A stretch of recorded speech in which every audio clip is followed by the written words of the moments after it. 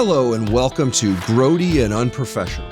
My name is Justin McMenamy, and it would seem to me that most leaders spend more time studying stats for their fantasy football team than they do studying leadership effectiveness and strategy. If you are listening to this podcast soon after its recording in March of 2024, you are unquestionably within 1 or 2 degrees of knowing me personally. And to you, my friends and acquaintances, thank you for bearing with me. And thank you for providing feedback on this crazy experiment. If you are listening to this recording in the distant future, there is the potential that this little experiment has had some degree of success, and you are either a perfectionist, which will only read a book cover to cover, or you want to go back to the very beginning to hear how different this was when it started. In either case, I'm glad you're here, and I hope you enjoy what is likely to be the lowest quality episode of Grody Unprofessional. The first point to be made in a conversation about leadership, and the stimulus behind this podcast, is that leadership is a skill that must be studied and must be practiced. Most everyone spends some amount of time in school while they're young, learning a skill or a trade. And when they start their career, they're going to spend time practicing that skill or that trade as an individual contributor, sometimes for years and sometimes for a long part of their career. However, at some point after demonstrating proficiency at that skill, someone is going to ask them if they want to lead a group of people. And on that day, the person may get a raise, they may get an office, heck, they may even get a sweet parking spot. But often no one tells them that that day, their new job in leadership is far more complex than simply leading by example, or the more naive and less effective method of leadership of just telling everybody what to do. In many ways, on the day that a person becomes a leader, their career has changed from that which they went to school to do into the exercise of learning and training to become a leader. On your last day as an individual contributor, you were paid an amount of money to complete a task. But on the day that you walk into the office or onto the job as a leader, a portion of your compensation is now associated with how well others complete a task. You should be a student of this responsibility, no less than if you had transferred from your job as an individual contributor in the thing you went to school for into becoming a commercial airline pilot. On the first day that you walk onto the job practicing to become a commercial airline pilot, the cockpit of those flying lessons, there will be an overwhelming number of knobs, switches, and levers. You would know there is a ton to learn. You would know there are others' lives that will be in your hand, and that you had best be getting good enough at that new skill to make it look easy. Now, it's obvious if we went to become a commercial airline pilot, but it's less obvious as we transfer from individual contributor into leadership. So for those of you that are new leaders, those of you that want to be leaders, and those of you that want to improve as leaders, my first question for each of you is, how much time have you spent in the last 6 days, the last 6 weeks, or even the last 6 months thinking about leadership as a skill that you need to understand, improve, practice, and study? Now, there's a ton of ways to do this. You can do it through books. You can do it through interviewing people that you work with. You can do this through mentors. You could even listen to podcasts as a way to improve your leadership style. My fear and observation across dozens of interviews and hundreds of conversations is that most people in leadership spend more time studying the stats of their fantasy football team than they do studying leadership effectiveness and strategy. So where do we start? My proposal is to consider becoming a student of yourself. Now, to some of you, that may sound like running off and taking any number of personality assessments or self-assessment surveys to figure out what your Enneagram is, or what type of leader you are, or what type of personality you have. Now, I think that there's a place and a time for those surveys, But that's not what I'm talking about. I am not talking about studying yourself from inside of your own head. I'm not talking about you taking surveys on who you think you are or who you want to become. I'm not talking about you filling out surveys about yourself. I'm asking you to be a student of yourself from outside of yourself, namely through the eyes of others. Now, this proves to be a very difficult pursuit. While it is very easy, and I would even say almost too easy, to assess other people's strengths and weaknesses from your perspective, there is a lot of nuance to understanding your strengths and weakness from other people's perspective. First, we often disregard or dismiss the assessments that we get from other people about our weakness. And why do we do that? We do it because we like to view ourselves as being rational beings that perform above average in all situations. So when we get feedback, when someone comes and gives us a critique of our leadership, our first temptation is to explain to that person the full version of the situation, to give that person an explanation of why our behavior, why our attitude, why our approach was rational, in order to justify our behavior to that person and to the rest of the organization. In fact, we dismiss most feedback that we get as leaders. Therefore, we waste the opportunity to learn from it. Second, why is it hard to learn about yourself from outside yourself?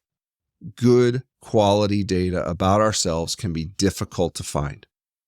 Now, the most obvious way to study ourselves from outside of our head is to ask others.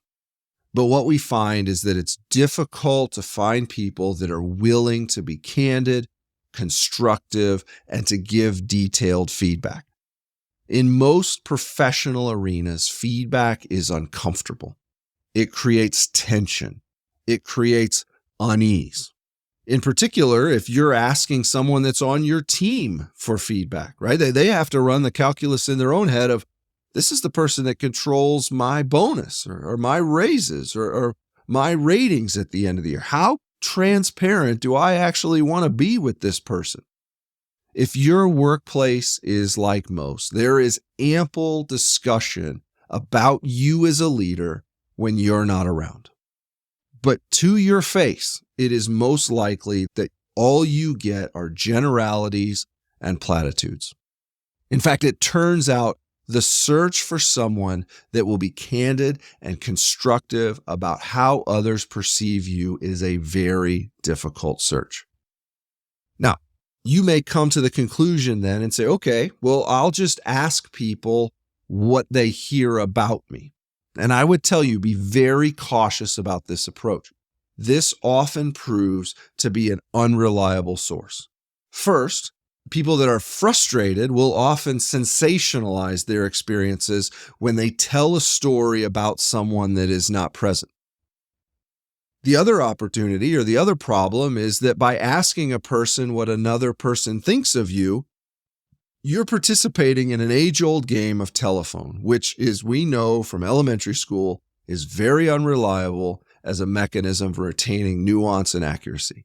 So if we go to the organization and we ask for feedback, there is a temptation that the stories we will hear back either accentuate the nuance and take it to its extreme, or it loses the nuance and all we get are kind of generalities. Our goal in this pursuit is to maintain nuance and accuracy so we can internalize that information to improve on ourselves as leaders. Now, I'm going to add a little bit of complexity to this exercise. Imagine for a moment the solar system. But for fun, let's make it an old school diorama of the solar system. You know, the one from the 4th grade science fair. I'm talking spray paint, styrofoam balls, coat hangers, and the box that your dad took the microwave out of, the whole shooting match. Now, in this analogy, you are the sun. And each planet on those little coat hangers, each planet moving out from the sun is a different set of people orbiting you as a leader from an increasing relational distance. So the closest planet, the closest orbit would be people that are maybe your family or your closest friends. Those that you spend hundreds, if not thousands of hours with. These are the people that they have a model of you that actually dominates their experience even more so than any given word or phrase or mannerism. They're going to largely conclude what you meant to say in any given conversation rather than what it is that you did say, for the good and for the bad. The next ring or the next planet out would be those that have worked with you in a professional setting for years. Some of these are coworkers, some of these are supervisors, some are employees on your team. These are people that you're going to know their spouse's name. You're going to know their kid's name. People that you've spent dozens of hours working with together across the year. From there, we move out to the next planet, and that's going to consist the people that work with you with some regularity, but you wouldn't call them an acquaintance. Then from there, we have a group of people that may interact with you as a leader only once or twice in a given period of time. This may be a group of people that across a period of time only are on a project with you for a short amount of time. They don't have a lot of information, but they have interacted with you in a one-on-one basis. And finally, for those of you that are leaders of leaders or leaders within large organizations, there is a group on the outermost planet that has never met you. However, they have heard of you. They have seen you on all company calls. They've passed you in the hallway. They've seen where you park your car. They've seen the car you own. They see the clothes you wear. They see all these things about you. And therefore, they have an opinion about you as a leader. Now, this concept of the leadership effectiveness orbital model suggests that inhabitants on each of the planets in this solar system have a generally formed opinion about you based on the level of exposure that they have to you. And what you'll find is that each group of people moving out from you relationally may, in fact, have a differing opinion about you as a leader. Your goal in the pursuit of studying yourself through the eyes of others is to understand the general sentiments of each of these groups, each of these planets.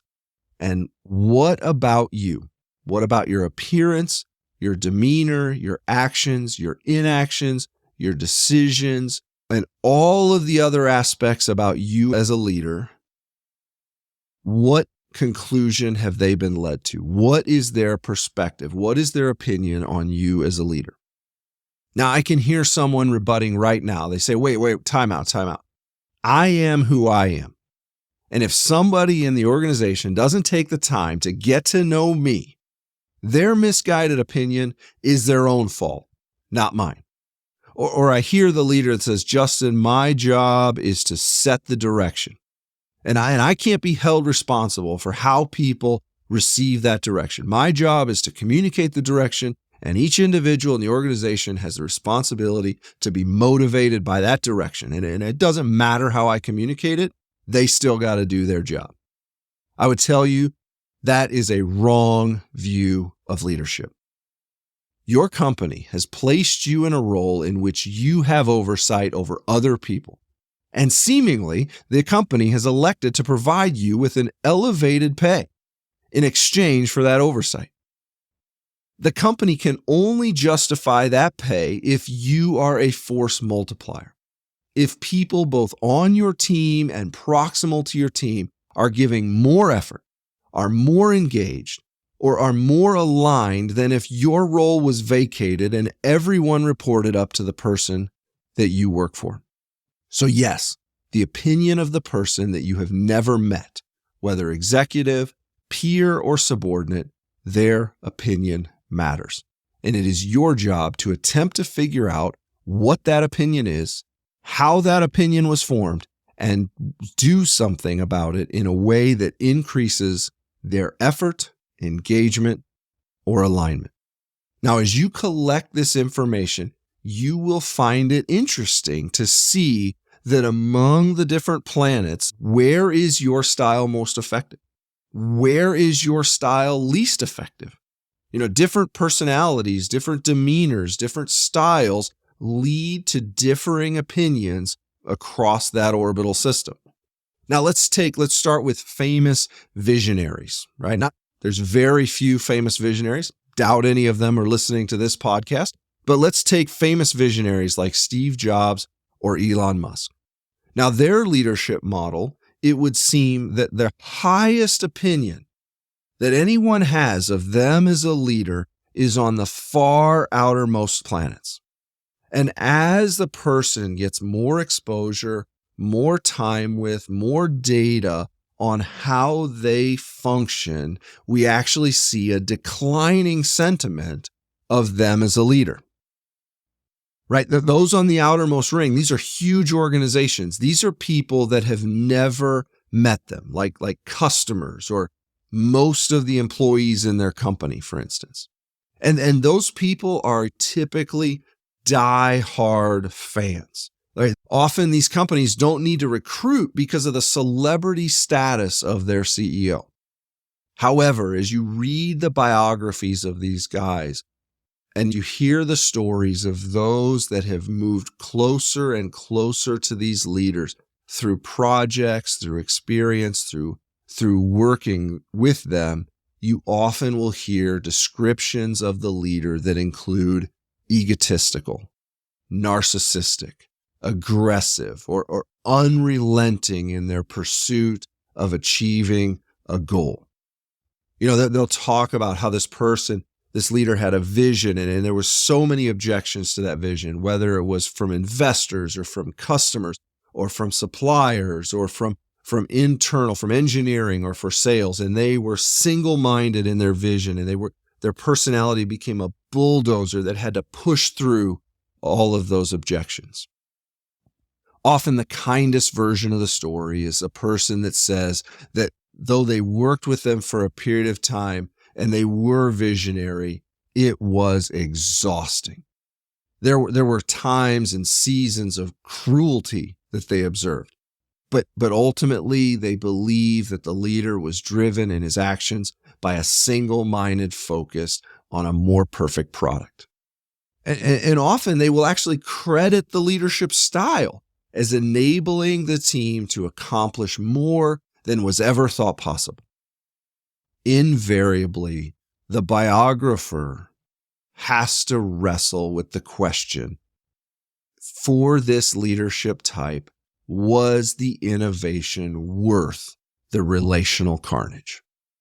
Now, there are other planetary leadership models that we can think about. Not just, as I said, not everybody's a celebrity CEO. So let's think about for a second a person that manages up. This is a family show, so we're just gonna call him a person that manages up. I think we all know the type of person we're thinking of here, right? For them, a person that manages up, actually the distant executives, the person that doesn't interact with them on a regular basis, they may have a very high view of that leader. They may view them as driven. They may view them as a person that brings results. But as people come into closer proximity with them, whether it be their peers or their subordinates, the opinion of the leader actually goes down as they view the leader potentially as spineless, or they view the leader as cutthroat, or they view the leader as someone who is metrics over mission or metrics over people. There's also an inverse, right? That it's not everybody that has the highest opinion at the farthest out planets. Let's think about the rebel leader for a second. This is a person that is highly engaged with the people on their team. They are on the front lines. They're tied in very tightly with their team. So their immediate team may love them, may love working for them. They know that the leader is going to go to bat for them. Now, it may be that more distant peers of the rebel leader, more distant executives of the rebel leader, are constantly frustrated by their tactics, because one of the realities of a rebel leader is sometimes they aren't very good communicators. They may get their entire team to go left, but they forget to tell the rest of the organization that they're going left. Whatever the case may be, understanding the level of motivation, alignment, and effort that is put in by your employees as a result of your actions is very important. And if there are segments of the org that are demotivated by your leadership, demoted by your reputation, it is worth knowing and it is worth seeking mitigating strategies. For some leaders that are listening to this, the answer, the first step that you should take after this podcast is to get out from behind your desk, to go out onto the floor, to go out and join the front line and become involved, to show people that you are human, to show people that you don't simply view them as a cog in the machine. For others, the best advice may be that you need to go into your office, close the door, and hide while you work on improving as a leader. As Abraham Lincoln said, it is better to remain silent and be thought a fool than to speak out and remove all doubt. If you are thought a fool by your organization and you think that you might be one, hide out in your office for a while as you educate yourself on how to become an effective leader. Now, maybe this seems a little bit too academic. Let me share the results and the resulting actions of my own personal study of my leadership effectiveness orbital model. In short, my leadership effectiveness orbital score looks something like a bathtub curve. My score is high and possibly highest from those that observe me from a distance, from those that interact with me maybe once or twice. Maybe they see me on an all-company call, they see me speaking in front of a large crowd. Generally, the inhabitants of those planets on the far outer reaches of the solar system have given me positive feedback on my leadership style. What I find, however, is that my score generally drops as people begin interacting with me more and more regularly. In fact, it reaches its lowest point in the days and weeks that we start working together on a regular basis. Or maybe on the day that a person finds out that I will be directing their work moving forward. I actually had a friend of mine, a guy that I've worked with for a long time. We're in different organizations. And he told me, he said, "Justin, I do not look forward to the day in which I work for you." I said, "Oh man, that's a gut punch right there. What does that even mean? Why would you say that?" And he said, "You're a driven guy. You're an inquisitive guy. You're a thoughtful guy. I can only imagine that working for you, that there would be very high expectations and that you would ask me a lot of hard questions. And I'm just not looking for that." Feedback from those that they have the lowest opinion of me as the leader. The ones that will give me feedback, they'll use words like arrogant or doesn't listen or overconfident or speaks too much. To the previous point, it's easy for us as leaders when we get those comments to either say, "Well, you don't know who I am," or "I am who I am. You just need to deal with it," right? The reaction can be defensive when we get this feedback. That is lazy leadership. Lazy leadership is one that just says, "This is who I am, take it or leave it." Now, from that low point, we talked about high reputation on the outer planets coming lower and lower and lower. From that low point, my reputation as a leader rebounds if employees are able to spend more time with me and to observe my personality across a greater set of situations. Now, as sentiment rebounds, I'll talk to those same employees and I'll seek feedback. And now I'll start to hear a slight shift in the terms that are used. I'll now hear terms like candid, honest, not afraid to give constructive feedback, transparent. As it turns out, my tone, my tenor, my speaking pace, my mannerism, and my interactions can be viewed by some as aggressive, even off-putting, and by others as encouraging or motivating. And it really does boil down to how much experience does that person have with me? So if we think about being in a large organization, we could be in one meeting with 10 or 15 people in which one subset of the group has a working history. They're on a closer relational orbit, and my demeanor, my behavior, my words, my actions can be motivating and inspiring. And then the exact same script, the exact same meeting could actually be demotivating and frustrating to another group of people in the same meeting. So what do I do about this? With the knowledge that there is a low point for a person's opinion about my leadership as they first start to regularly interact with me, I have employed a strategy of setting up recurring one-on-one meetings with people that fall into that orbital valley of the fall onto that planet with the lowest opinion of Justin as a leader. The only way that I know to help change their opinion is to add more opportunity for interaction beyond the daily grind, to generate interactions with them in a one-on-one setting that is a lower stress situation in which we can chat about family, we can talk about career, hobbies, worries, passions, all along with talking about the tasks of work. Now, in the past, I have set up one-on-ones, not just with members on my direct team. I've set up one-on-ones with coworkers. I've set up one-on-ones with leaders across the organization. And I've even set up one-on-ones with members of my team that are 2 and 3 levels into my organization.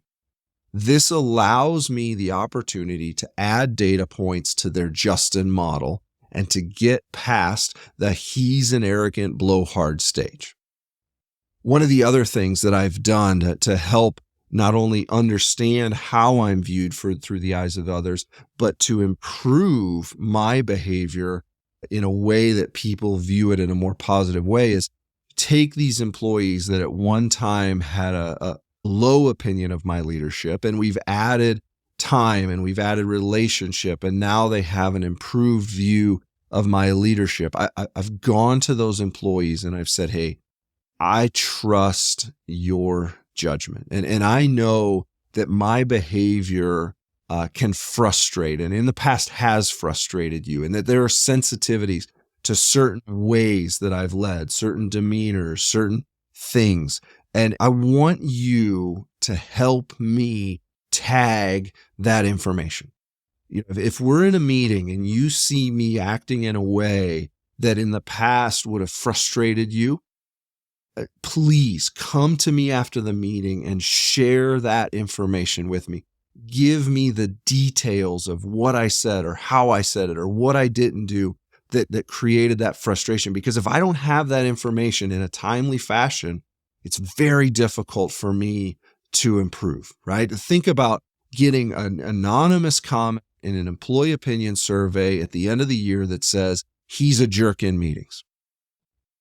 I was in 1,000 meetings this year. There is no way that I'm going to know which one phrase or one check of the email or one look at the watch or one walking into a meeting 10 minutes late created the opinion of the person that I'm a jerk.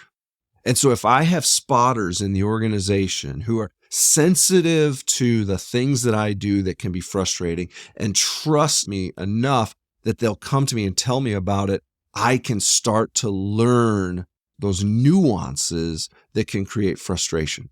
And oftentimes my friend will come up to me and say, hey, in this last meeting, you did this and this and this, and that could be viewed as frustrating. I will often go to the potentially offended party and apologize right then and there. I'll say, hey, I didn't mean to look this way, or I didn't mean to act that way. If it created a frustration, I apologize. It is my observation that in a day or in a week or in a month, it's in the tails is what forms that opinion. It's in the tails of our behavior. It's in the tails of our language. What is our verbal inflection? What is our posture? Where are our eyes? When do we arrive to the meeting? How engaged are we in the meeting? These are the things that at some level you could look and say, man, it's such a minor ingredient in the totality of what I do as a leader. But the reality is for various planets in the orbital model, it's everything to them and how they view you as the leader. Now, you may ask, how did I come to get a glimpse into my leadership effectiveness model? And I've shared with you that I've gone to those that at one time had a low opinion and their opinion has come up, and I've asked them to help me learn in this. And to our first point, it is very difficult to study yourself through the eyes of others. And for me, there have been a handful of people in my career that have been the right combination of honest, sincere, candid, discerning, and caring in their feedback. And to those people, I am eternally grateful. These are the people that have equipped me in the study of myself as a leader. One impactful piece of feedback came from a supervisor that I had about 10 to 12 years into my career. I had been in leadership maybe 3 or 4 years at the time, and I had been leading a number of introductory conversations with another company. We were considering working on a project with another company, and I was leading that initial kind of scoping and discovery phase of the project. And in short, the conversations weren't going overly well. I was struggling to develop trust with some of the members of the other company. And after one of the meetings in particular, my boss took me aside and he gave me this feedback. He said, Justin, your personality, your demeanor, your approach, it forces people to form an opinion about you. Like within the first 10 minutes of you being in a meeting, each person has been forced to decide whether they like your approach or whether they don't. You don't just sit back in the shadows. Everybody knows you're there. And they've got to decide how they feel about that. Now, most people choose that they like you. But you got to know that there are some people that decide that they don't. And it's a lot of effort and a lot of energy to overcome that initial opinion, that initial observation, that initial conclusion.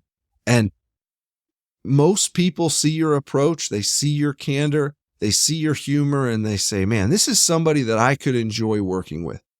But some people at first glance, at first taste, they think that you're arrogant. They think that there's a bravado that's there, and it turns them off. Justin, you need to slow your roll.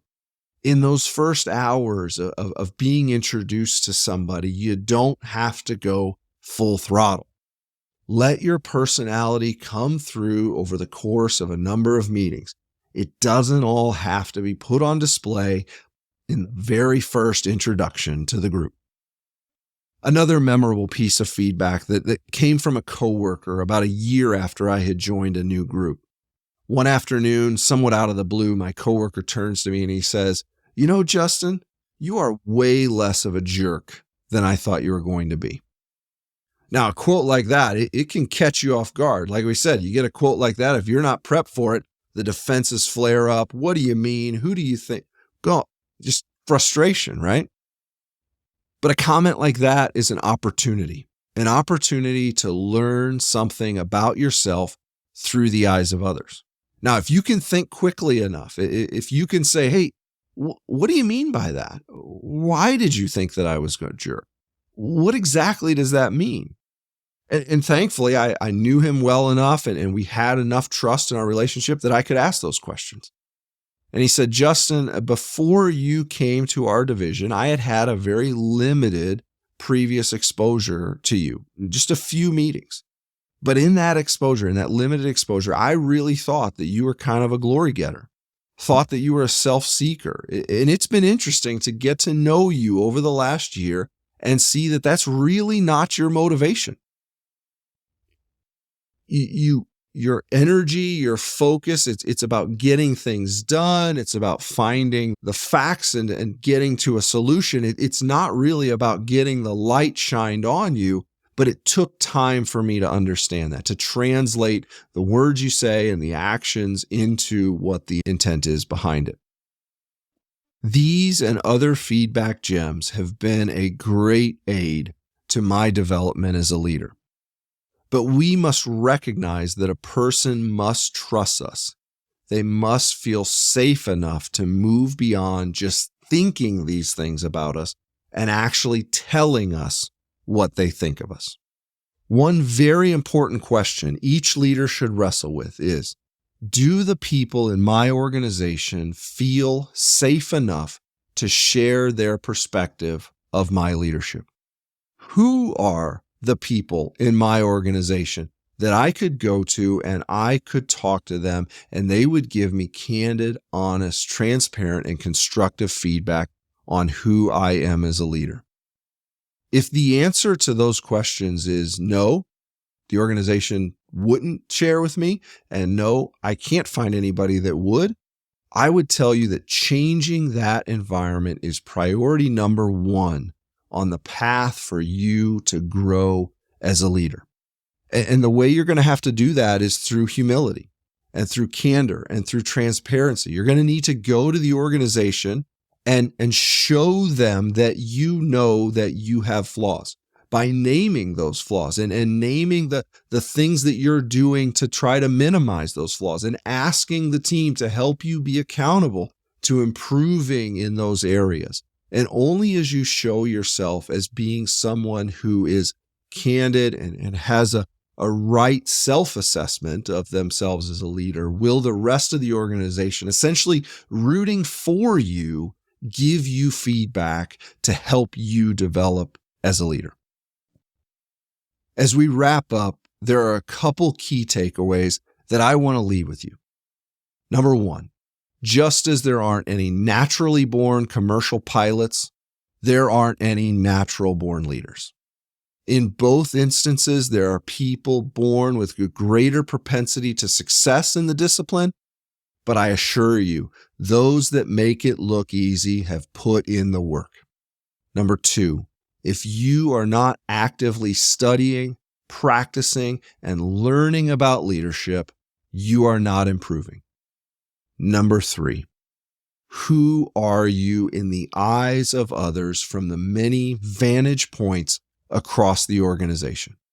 The reality is that you need lots of data points to attempt to triangulate on the truth because most feedback is at some level a little skewed, either because the person fears retribution, fears social awkwardness, or the person is blowing off steam by telling the most salacious version, exaggerating the nuance of the story. So I would tell you, find your spotters. Find means of getting candid, honest feedback and employ mechanisms in your daily work to move people's opinion about you as a leader such that they are motivated or even inspired to bring their best self to work as a member of your team.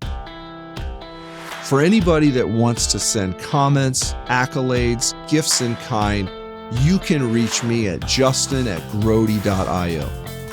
For those with complaints, concerns, frustrations, or accusations, you can go to your local Western Union office and you can telegram me at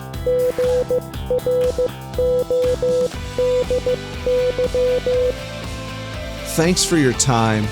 Let's do this again soon.